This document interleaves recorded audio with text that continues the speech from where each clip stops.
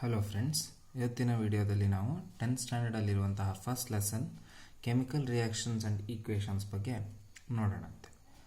Chemical reactions ಬಗ್ಗೆ ನಾವು ಸಣ್ಣಲ್ಲಿರ್ತ ತುಂಬ ಕಲ್ತಿದ್ದೀವಿ. ಆದರೆ 9th ನಾವು 2 ಟೈಪ್ಸ್ ಆಫ್ ಚೇಂಜಸ್ ಬಗ್ಗೆ ಕಲ್ತಿದ್ದೀವಿ. First change is chemical change, second change is physical change. ಎಲ್ಲಿ ಕೆಮಿಕಲ್ ಚೇಂಜ್ ಆಗಿದೆಯೋ ಅಲ್ಲೆಲ್ಲ ಕೆಮಿಕಲ್ ರಿಯಾಕ್ಷನ್ಸ್ ಆಗ್ತದೆ. So what are chemical changes?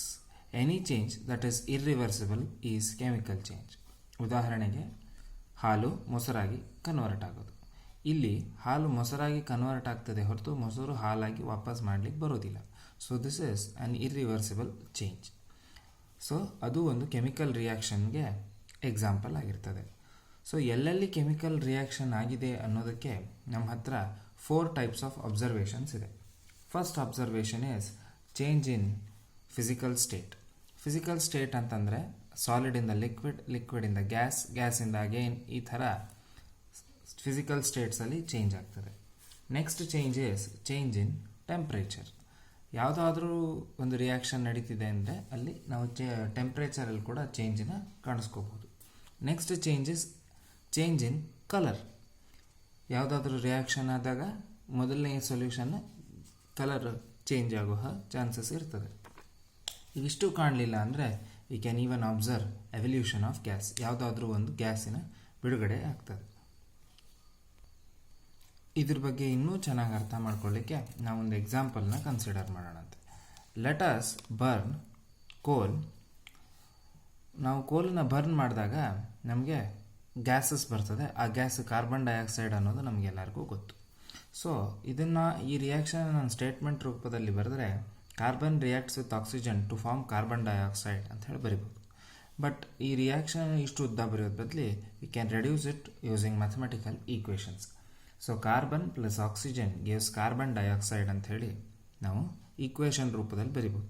But ಎಷ್ಟು ಕಾರ್ಬನ್ ಆಟಮ್ಸ್ ಇನ್ವಾಲ್ವ್ ಆಗಿದೆ, ಎಷ್ಟು ಆಕ್ಸಿಜನ್ ಆಟಮ್ಸ್ ಇನ್ವಾಲ್ವ್ ಆಗಿದೆ, ಎಷ್ಟು ಕಾರ್ಬನ್ ಡೈಆಕ್ಸೈಡ್ ಮಾಲಿಕ್ಯೂಲ್ಸ್ ನಮಗೆ ಸಿಕ್ಕಿದೆ ಅನ್ನೋದು ಇದರಲ್ಲಿ ಅರ್ಥ ಆಗೋದಿಲ್ಲ.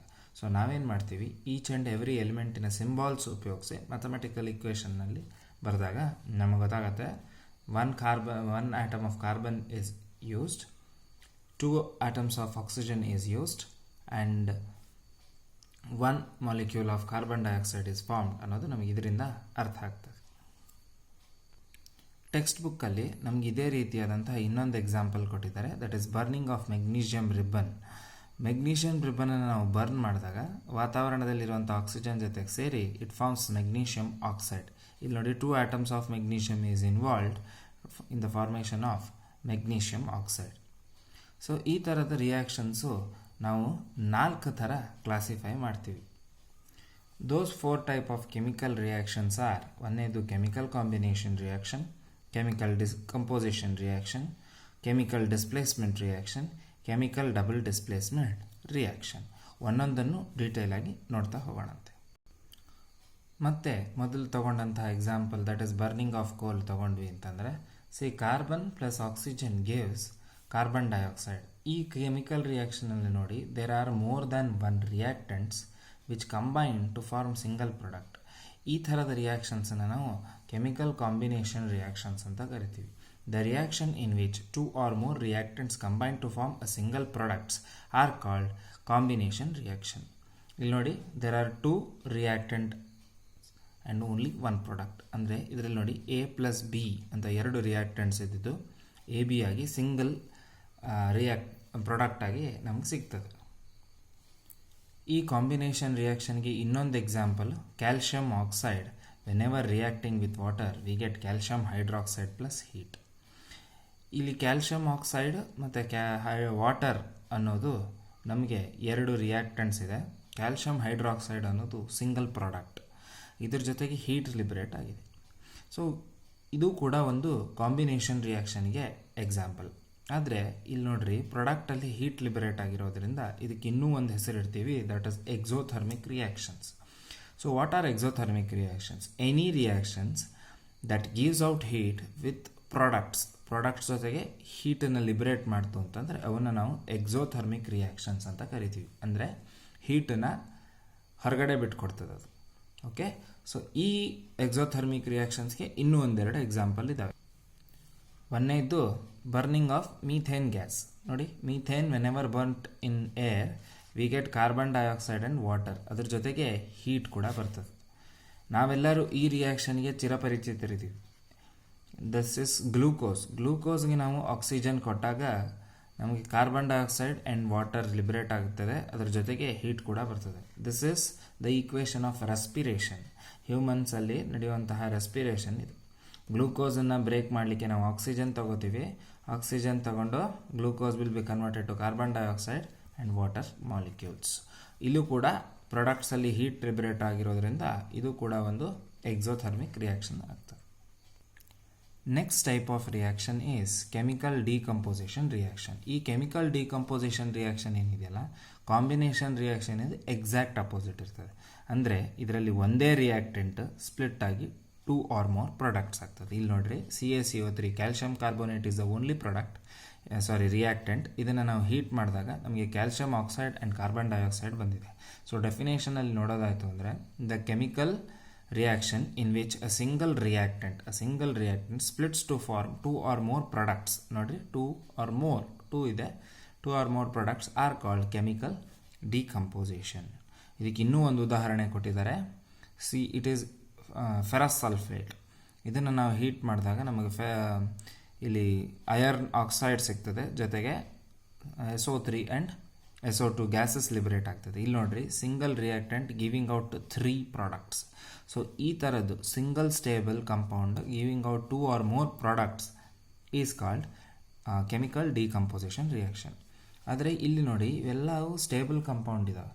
ಇವನ್ನು ನಾವು ಡಿಕಂಪೋಸ್ ಮಾಡಬೇಕು ಅಂದರೆ ನಾವು ಯಾವುದಾದ್ರೂ ಎಕ್ಸ್ಟರ್ನಲ್ ಎನರ್ಜಿ ಸಪ್ಲೈ ಮಾಡಬೇಕು. ಇಲ್ಲಿ ನಾವು ಹೀಟ್ ಎನರ್ಜಿ ಸಪ್ಲೈ ಮಾಡಿದ್ದೀವಿ. ಸೊ ಇಲ್ಲಿ based on the type of energy supplied, decomposition is divided into 3 types. ಅದರಲ್ಲಿ ಮೊದಲನೇದು thermal decomposition. So decomposition reaction ಆಗಲಿಕ್ಕೆ ನಾವು ಹೀಟ್ ಎನರ್ಜಿ ಸಪ್ಲೈ ಮಾಡಿದ್ವಿ ಅಂತಂದರೆ ಅಂತಹ ಡಿಕಂಪೋಸಿಷನ್ ರಿಯಾಕ್ಷನ್ಸನ್ನು ನಾವು ಥರ್ಮಲ್ ಡಿಕಂಪೋಸಿಷನ್ ರಿಯಾಕ್ಷನ್ ಅಂತ ಕರಿತೀವಿ. ಇಲ್ಲೂ ಕೂಡ ನೋಡಿ, NaNO3 ಇದೆ. NaNO3 ನಾವು ಹೀಟ್ ಸಪ್ಲೈ ಮಾಡಿದಾಗ sodium oxide and nitrogen dioxide and oxygen liberate ಆಗ್ತದೆ. ಸೊ ಇಲ್ಲಿ ನಾವು ಹೀಟ್ ಸಪ್ಲೈ ಮಾಡಿರೋದ್ರಿಂದ ಇದನ್ನು ಥರ್ಮಲ್ ಡಿಕಂಪೋಸಿಷನ್ ಅಂತ ಕರಿತೀವಿ. Second type of decomposition is photolytic decomposition. ಇದರಲ್ಲಿ ನೋಡ್ರಿ, ಸಿಲ್ವರ್ ಕ್ಲೋರೈಡ್ ಸನ್ಲೈಟಿಗೆ ನಾವು ಇಟ್ಟಾಗ, ಈ ಸಿಲ್ವರ್ ಕ್ಲೋರೈಡನ್ನು ವಾಚ್ ಗ್ಲಾಸಲ್ಲಿ ತೊಗೊಂಡು ನಾವು ಸನ್ಲೈಟ್ಗೆ ಹಿಡಿದಾಗ ನಮಗೆ ಸಿಲ್ವರ್ ಆ್ಯಂಡ್ ಕ್ಲೋರಿನ್ ಗ್ಯಾಸನ್ನು ಸಿಗ್ತದೆ. ಸೊ ಈ ರಿಯಾಕ್ಷನ್ನು ಸನ್ಲೈಟಿನ ಎನರ್ಜಿ ಉಪಯೋಗಿಸ್ಕೊಂಡಾಗಿರೋದ್ರಿಂದ ಇದನ್ನು ನಾವು ಫೋಟೋಲೈಟಿಕ್ ಡಿಕಂಪೋಸಿಷನ್ ಅಂತ ಕರಿತೀವಿ. The third type of decomposition reaction is electrolytic decomposition. ಅಂದರೆ ಇಲ್ಲಿ ನಾವು ಎಲೆಕ್ಟ್ರಿಕಲ್ ಎನರ್ಜಿನ ಉಪಯೋಗಿಸ್ತೀವಿ. ಬ್ಯಾಟ್ರಿಯಿಂದ ಎಲೆಕ್ಟ್ರಿಕಲ್ ಎನರ್ಜಿ ಉಪಯೋಗಿಸಿ ವಾಟರ್ನ ಸ್ಪ್ಲಿಟ್ ಮಾಡಿದ್ದೀವಿ.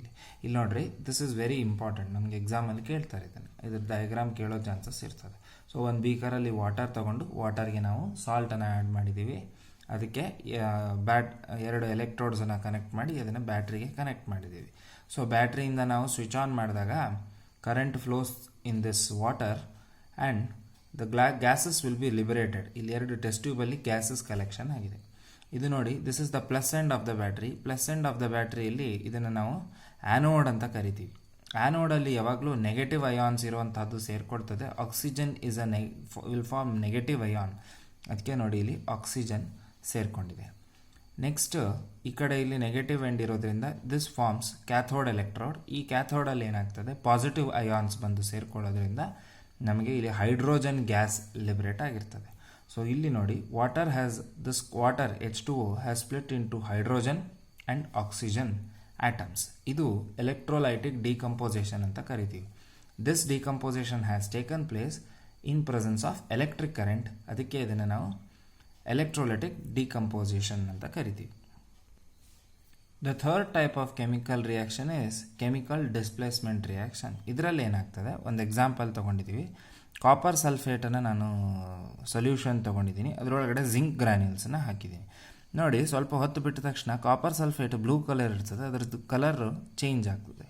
ಡಾರ್ಕ್ ಬ್ಲೂಯಿಂದ ಅದು ನಾರ್ಮಲ್ ವಾಟರ್ ಕಲರಿಗೆ ಬಂದಿದೆ. ಜಿಂಕ್ ಗ್ರಾನ್ಯೂಲ್ಸಿಗೆ ಚೇಂಜ್ ಆಗಿ ಜಿಂಕ್ ಸಲ್ಫೇಟ್ ಆಗಿರೋದ್ರಿಂದ ಇಲ್ಲಿ ಇದ್ರದ್ದು ಕಲರ್ ಕೂಡ ಬ್ಲ್ಯಾಕಿಂದ ಸ್ವಲ್ಪ ಚೇಂಜ್ ಆಗಿದೆ. ಸೊ ಇಲ್ಲೇನು ಮಾಡಿದೆ, ಜಿಂಕ್ ಹ್ಯಾಸ್ ಡಿಸ್ಪ್ಲೇಸ್ಡ್ ಕಾಪರ್. ಅದು ಕಾಪರ್ನ ಕಾಪರ್ ಸಲ್ಫೇಟ್ ಸೊಲ್ಯೂಷನ್ನಿಂದ ಡಿಸ್ಪ್ಲೇಸ್ ಮಾಡಿ ಹೊರಗಡೆ ಹಾಕಿ ಬಂದು ಸಲ್ಫೇಟ್ ಜೊತೆ ಕೂತ್ಕೊಂಡಿದೆ. So the chemical reactions in which highly reactive metal, zinc is the highly reactive metal, displace the lower reactive metals, copper which is less reactive than zinc.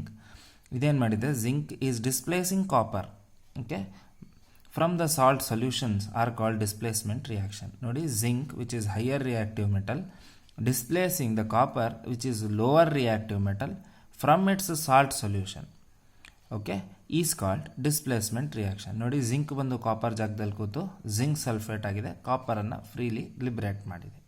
So this type of reaction is called chemical displacement reaction. ಇದರ general formula ಬರೆಯೋದಾಯಿತು ಅಂದರೆ AB plus C giving, ಇಲ್ಲಿ ನೋಡಿ ಎನ ಹೊರಗಡೆ ಹಾಕಿ C ಬಂದು A ಜಾಗದಲ್ಲಿ ಕೂತ್ಕೊಂಡು CB plus A ಅಂತ ಆಗಿದೆ. ಇದಿಷ್ಟು ನೆನಪಿಟ್ಟರೂ ಕೂಡ ನೀವು ಡೆಫಿನೇಷನ್ ಆರಾಮಾಗಿ ಬರಿಬಹುದು. ಕೆಮಿಕಲ್ ಡಬಲ್ ಡಿಸ್ಪ್ಲೇಸ್ಮೆಂಟ್ ರಿಯಾಕ್ಷನ್, ಇಲ್ಲಿ ಏನಾಗ್ತದೆ, ಡಿಸ್ಪ್ಲೇಸ್ಮೆಂಟೇ ಆಗುತ್ತೆ ಬಟ್ 2 ಟೈಮ್ಸ್ ಆಗುತ್ತೆ. ಎಲ್ಲಾಗಿದೆ, ಸೊ ಇಲ್ಲಿ ನೋಡಿ, ಫಸ್ಟ್ ಸೋಡಿಯಂ ಸಲ್ಫೇಟ್ ಅಯಾನ್ ಜೊತೆಗಿದೆ and barium ion chlorine ion ಜೊತೆಗಿದೆ. ಬಟ್ ರಿಯಾಕ್ಷನ್ ಆದ ತಕ್ಷಣ ಸೋಡಿಯಂ ಅಯಾನ್ ಕ್ಲೋರಿನ್ ಅಯಾನ್ ಜೊತೆಗೆ ಸೇರಿ ಸೋಡಿಯಂ ಕ್ಲೋರೈಡ್ ಆಗಿದೆ, ಬೇರಿಯಂ ಸಲ್ಫೇಟ್ ಅಯಾನ್ ಜೊತೆಗೆ ಸೇರಿ ಬೇರಿಯಂ ಸಲ್ಫೇಟ್ ಆಗಿದೆ. ಅಂದರೆ ಏನಾಗಿದೆ, ಇಲ್ಲಿ ಅಯಾನ್ಗಳದ್ದು ಎಕ್ಸ್ಚೇಂಜ್ ಆಗಿದೆ.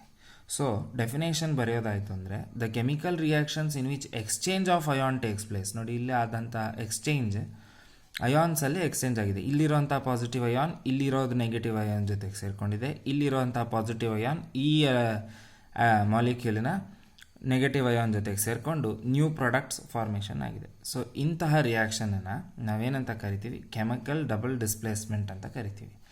ಇದಕ್ಕೆ there are 2 more names, that is chemical double combination and chemical double decomposition. ಇವು ಮೂರರಲ್ಲೂ ಯಾವುದಾದ್ರೂ ಬರೆದ್ರೂ ಇದನ್ನು ಇದೇ ಎಕ್ಸಾಂಪಲ್ ಆಗ್ತದೆ. ಇದ್ರದ್ದು ಜನರಲ್ ಫಾರ್ಮುಲಾ ಕೂಡ ನೋಡಿರಿ, ಎ ಮತ್ತು ಬಿ ಜೊತೆಯಲ್ಲಿದೆ, ಇಲ್ಲಿ ಸಿ ಆ್ಯಂಡ್ ಡಿ ಜೊತೆಯಲ್ಲಿದೆ. After reaction this A is joining with D to form AD and this C is joining with B to form CB. So ನೀವು ಈ ಜನರಲ್ ಫಾರ್ಮನ್ನು ನೆನಪಿಟ್ಟರೂ ಕೂಡ ಆರಾಮಾಗಿ ಡೆಫಿನೇಷನ್ನ ಬರಿಬೋದು. ಇವು 4 ರಿಯಾಕ್ಷನ್ ಅಷ್ಟೇ ಅಲ್ಲದೆ ನಾವು ಇನ್ನೂ 2 ರಿಯಾಕ್ಷನ್ಸ್ ಬಗ್ಗೆ ಕಲಿತೀವಿ. ಒಂದನೇದು ಆಕ್ಸಿಡೇಷನ್, ಎರಡನೇದು ರಿಡಕ್ಷನ್. ಆಕ್ಸಿಡೇಷನ್ ಅಂದರೆ ದೇರ್ ಆರ್ 2 ಚಾನ್ಸಸ್. ನಮಗೆ PE ಪೀರಿಯಡ್ ಬಂದರೂ ಖುಷಿ ಆಗ್ತದೆ, ಸೋಷಲ್ ಪೀರಿಯಡ್ ಮುಗಿದ್ರೂ ಖುಷಿ ಆಗ್ತದೆ. ಅಂದರೆ ಯಾರು ಒಬ್ಬರು ಹೊರಗೆ ಹೋಗೋದ್ರಿಂದ ಖುಷಿ ಆಗ್ತದೆ, ಇಲ್ಲ ಅಂದರೆ ಯಾರು ಒಬ್ಬರು ಒಳಗೆ ಬರೋದ್ರಿಂದ ಖುಷಿ ಆಗ್ತದೆ. ಅದೇ ರೀತಿ ಆಕ್ಸಿಡೇಷನ್ ಕೂಡ ಹಾಗೆ ಆಗೋದು. The chemical reaction in which oxygen is added or hydrogen is removed are called oxidation reaction. ಇಲ್ಲಿ ಆಕ್ಸಿಜನ್ ಆ್ಯಡ್ ಆದ್ರೂ ನಾವು ಆಕ್ಸಿಡೇಷನ್ ಅಂತ ಕರಿತೀವಿ, ಹೈಡ್ರೋಜನ್ ರಿಮೂವ್ ಆದರೂ ಕೂಡ ನಾವು ಆಕ್ಸಿಡೇಷನ್ ಅಂತ ಕರಿತೀವಿ. ಸೊ ಎನಿ ರಿಯಾಕ್ಷನ್, ಯಾವುದೇ ರಿಯಾಕ್ಷನಲ್ಲಿ either oxygen might be added or hydrogen might be removed, ಯಾವುದಾದ್ರೂ ಆಗಿರ್ಬೋದು. ಎರಡರಲ್ಲಿ ಯಾವುದೇ ಒಂದು ಸಿಚುವೇಶನ್ ಬಂದರೂ ಕೂಡ ನಾವು ಅದನ್ನೇನಂತ ಕರಿತೀವಿ, ಆಕ್ಸಿಡೇಷನ್ ಅಂತ ಕರಿತೀವಿ. ಇಲ್ಲಿ ನೋಡ್ರಿ ಎಕ್ಸಾಂಪಲ್ಲಿ ಕಾಪರ್ಗೆ ನಾವು ಆಕ್ಸಿಜನನ್ನು ಆ್ಯಡ್ ಮಾಡ್ತಾ ಇದ್ದೀವಿ. So when ever we are adding oxygen we call that type of reaction as oxidation. So ನೋಡಿ, ಕಾಪರ್ಗೆ ಆಕ್ಸಿಜನ್ ಆ್ಯಡ್ ಮಾಡಿದಾಗ ನಮಗೆ ಕಾಪರ್ ಆಕ್ಸೈಡ್ ಸಿಗ್ತಾ ಇದೆ. Okay, so the chemical reaction in which oxygen is added or hydrogen is removed are called as oxidation. ಇನ್ನೊಂದು ಥರದ reaction reduction. Reduction is completely opposite to that of oxidation. So the chemical reactions in which hydrogen is added, ಇಲ್ಲಿ oxygen add ಮಾಡಿದ್ವಿ, ಇಲ್ಲಿ hydrogen is added, or oxygen is removed, ಇಲ್ಲಿ ಹೈಡ್ರೋಜನನ್ನು remove ಮಾಡಿದ್ವಿ, ಇಲ್ಲಿ ಆಕ್ಸಿಜನನ್ನು ರಿಮೂವ್ ಮಾಡ್ತಾ ಇದ್ವಿ. So in both the cases the type of reaction we call it as reduction. ಇಲ್ಲಿ ನೋಡ್ರಿ, ಹೈಡ್ರೋಜನನ್ನು I am adding hydrogen to copper oxide. So ಹೈಡ್ರೋಜನ್ಗೆ ನಾವು ಕಾಪರ್ ಆಕ್ಸೈಡ್ಗೆ ನಾನು ಹೈಡ್ರೋಜನ್ ಆ್ಯಡ್ ಮಾಡಿದಾಗ I am getting copper and water. Okay, so ಇಲ್ಲಿ ಇದನ್ನು ನಾವು ರೆಡಕ್ಷನ್ ಅಂತ ಕರಿತೀವಿ. ಅಡಿಷನ್ ಆಫ್ ಹೈಡ್ರೋಜನ್ ಆಗ್ತಾ ಇದೆ, ಅದಕ್ಕೆ ನಾವು ಇದನ್ನು ರೆಡಕ್ಷನ್ ಅಂತ ಕರಿತೀವಿ. ಇನ್ನು ಕೆಲವೊಂದು ಸಿಚುವೇಶನ್ಸಲ್ಲಿ ಆಕ್ಸಿಡೇಷನ್ ಆ್ಯಂಡ್ ರೆಡಕ್ಷನ್ ಎರಡೂ ಒಂದೇ ಇದರಲ್ಲಿ ಕಾಣಿಸ್ತದೆ. ನೋಡಿ, ಇಲ್ಲಿ ಆಕ್ಸಿಡೇಷನ್ ಆ್ಯಂಡ್ ರೆಡಕ್ಷನ್ ಎರಡೂ ಒಂದೇ ರಿಯಾಕ್ಷನಲ್ಲಿ ನಮಗೆ ಕಾಣಿಸ್ತಾ ಇದೆ. ಅಂಥ ರಿಯಾಕ್ಷನ್ಸನ್ನು ನಾವು ರೆಡಾಕ್ಸ್ ರಿಯಾಕ್ಷನ್ಸ್ ಅಂತ ಕರಿತೀವಿ. The reactions in which both reduction and oxidation takes place are called redox reaction. Redox ಅನ್ನೋದನ್ನ reduction in the first 3 letters and oxidation in the first 2 letters RED and OX ಅನ್ನು ತಗೊಂಡು redox reactions ಅಂತ ಹೆಸರು ಕೊಡಲಾಗಿದೆ. ಇಲ್ಲೊಂದು example ಕೊಟ್ಟಿದ್ದಾರೆ, CuO plus H2 gives Cu plus H2O ಅಂತ. ಇಲ್ಲಿ ನೋಡಿ CuO ಇಂದ ಕಾಪರ್ ಆಕ್ಸೈಡಿಂದ ಕಾಪರ್ ಆಗಿದೆ, ಅಂದರೆ ಕಾಪರ್ ಜೊತೆ ಇರುವಂತಹ ಆಕ್ಸಿಜನನ್ನು ನಾವು ರಿಮೂವ್ ಮಾಡ್ತಾ ಇದ್ದೀವಿ. ಸೊ ಇಲ್ಲಿ ರಿಮೂವಲ್ ಆಫ್ ಆಕ್ಸಿಜನ್ ಆಗಿರೋದ್ರಿಂದ ಇದು ರಿಡಕ್ಷನ್ ಆಗ್ತದೆ. ಇನ್ನೂ ಒಂದೇನು ಅಂದರೆ ಹೈಡ್ರೋಜನ್ ನಾವು ಕಾಪರ್ ಆಕ್ಸೈಡ್ಗೆ ಆ್ಯಡ್ ಮಾಡ್ತಾ ಇದ್ದೀವಿ. So again it is reduction. ಇಲ್ಲಿ ಆದರೆ ಹೈಡ್ರೋಜನ್ಗೆ ನೋಡಿ, ಹೈಡ್ರೋಜನ್ಗೆ ಇಲ್ಲಿಂದ ಇಲ್ಲಿಗೆ ಬರುವಷ್ಟೊತ್ತಿಗೆ ಆಕ್ಸಿಜನ್ ಆ್ಯಡ್ ಆಗಿಬಿಟ್ಟಿದೆ. ಇಲ್ಲಿ ಬರೀ ಹೈಡ್ರೋಜನ್ ಇತ್ತು, ಇಲ್ಲಿ ಆಕ್ಸಿಜನ್ ಕೂಡ ಜೊತೆಗೆ ಸೇರಿಕೊಂಡಿದೆ. ಸೊ ಅಡಿಷನ್ ಆಫ್ ಆಕ್ಸಿಜನ್ ಆಗಿರೋದ್ರಿಂದ ಈ ಪ್ರೊಸೆಸನ್ನು ನಾವು ಆಕ್ಸಿಡೇಷನ್ ಅಂತ ಕರಿತೀವಿ. ಸೊ ಒಂದೇ ರಿಯಾಕ್ಷನಲ್ಲಿ we are finding reduction as well as oxidation. Such type of reactions we call it as redox reactions. Oxidation ಪ್ರಾಸೆಸ್ದು ಎಷ್ಟೊಂದು ಪ್ರಾಕ್ಟಿಕಲ್ ಅಪ್ಲಿಕೇಶನ್ಸ್ ಇದೆ. ನಾವು ನಮ್ಮ ಡೈಲಿ ರೂಟೀನ್ ವರ್ಕಲ್ಲಿ ಎಷ್ಟೊಂದು ಕಡೆ ನಾವು ಆಕ್ಸಿಜನ್ ನೋಡ್ತೀವಿ. ಅದರಲ್ಲಿ first example is corrosion. Corrosion ಅನ್ನೋದನ್ನು ನಾವು ಕೇಳಿದ್ದೀವಿ. ದಟ್ ಈಸ್ ಮೆಟಲ್ಸಲ್ಲಿ ನಾವು ಕರೋಷನನ್ನು ನೋಡ್ತೀವಿ. ಏನಾಗುತ್ತೆ, ಐರನ್, ಸಿಲ್ವರ್, ಕಾಪರ್ ಇವನ್ನೆಲ್ಲನೂ ನಾವು ಏರ್ಗೆ ಎಕ್ಸ್ಪೋಸ್ ಮಾಡಿದಾಗ it reacts with the materials present in the ಏರಲ್ಲಿರುವಂತಹ ಮೆಟೀರಿಯಲ್ಸ್ ಜೊತೆಗೆ ರಿಯಾಕ್ಟ್ ಆಗಿ ಅವು ತಮ್ಮ ಪ್ರಾಪರ್ಟಿನ ಚೇಂಜ್ ಮಾಡ್ಕೋತವೆ.